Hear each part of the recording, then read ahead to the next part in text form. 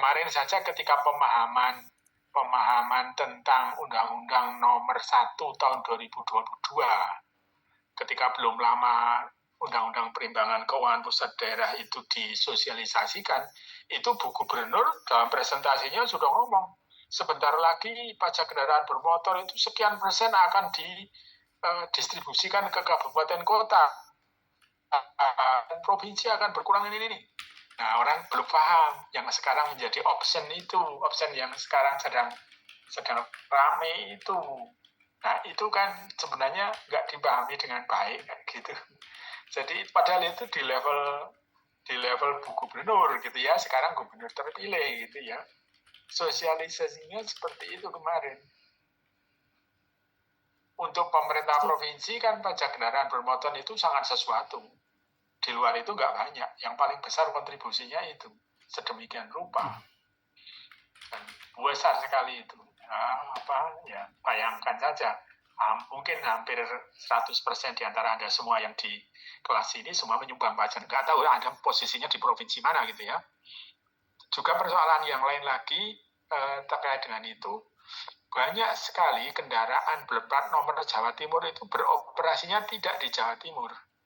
Kalau Anda jalan-jalan ke timur terutama, mulai dari Bali, Nusa Tenggara Barat, Nusa Tenggara Timur, Maluku, Papua, banyak sekali itu plat-plat nomor Jawa Timur yang beredar di sana, terutama L dan W. Itu banyak sekali. Saya nggak tahu mekanisme pengendaliannya itu dalam urusan pendapatan. Apakah Badan Pendapatan punya kepanjangan tangan di sana atau gimana caranya supaya bisa ini? Atau gimana hubungannya dengan aparatur yang di sana dalam operasi penegakan hukum misalnya, seperti itu. Jadi sinkronisasi berbagai kepentingan di dalam pemerintah Provinsi Jawa Timur sendiri itu tidak gampang antara unit kerja yang satu dengan unit kerja yang lain. Tadi juga sudah disinggung dalam kaitannya dengan anggaran yang digunakan ketika itu terkait dengan komisi-komisi di gitu ya, kali teks politik dan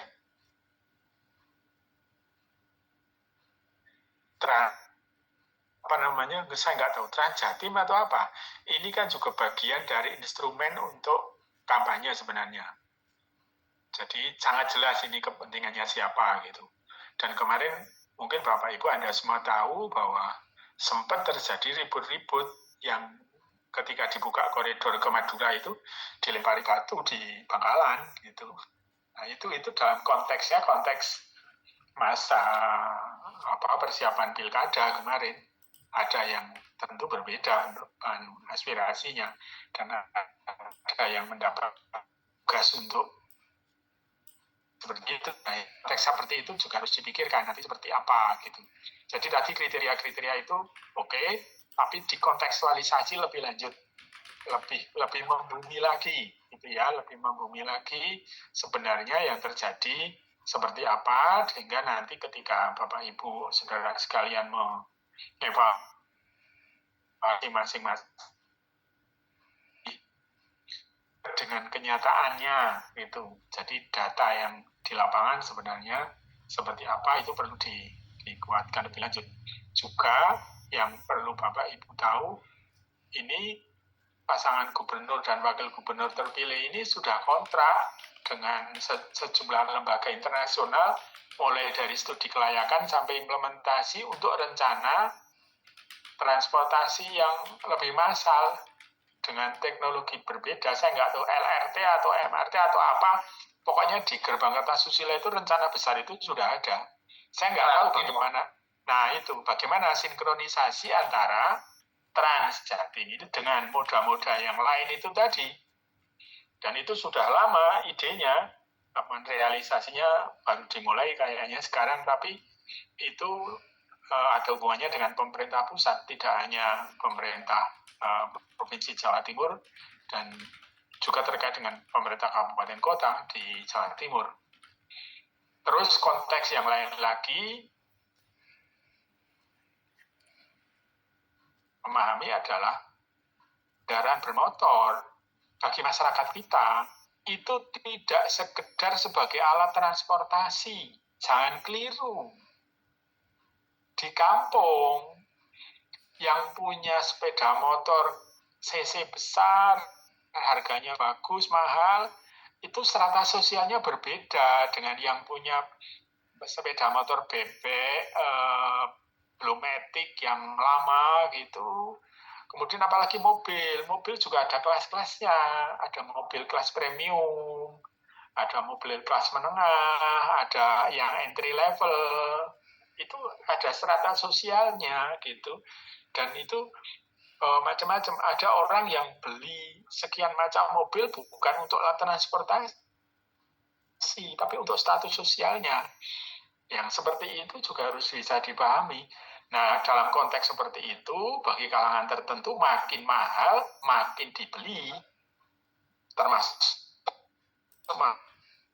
jadi otomatis tinggi kemudian menjadi menurun. Enggak, karena ini bukan kalkulasi ekonomi, bukan kalkulasi fungsional transportasi, tetapi dalam kaitannya dengan itu tadi strata sosial, gengsi dan seterusnya. Nah, itu juga perlu dipahami yang seperti itu.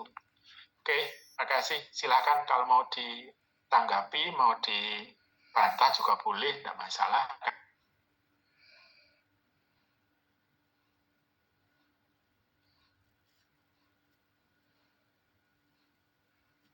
Tapi ini karyanya kelompok 4 ini sudah relatif komplit gitu ya, dari awal sampai akhir semuanya ada. Menurut saya tinggal kontekstualisasi yang lebih membumi dalam semua analisisnya itu tadi, karena mungkin waktunya pendek ini sekarang seperti ini, tapi nanti kalau sampai akhir semester mungkin hasilnya lebih bagus lagi.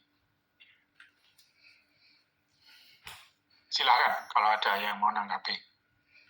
Baik, terima kasih Prof. Antun atas masukannya tadi, kami rasa juga sangat perlu kami gunakan untuk memperkaya dan mempertajam policy paper kami.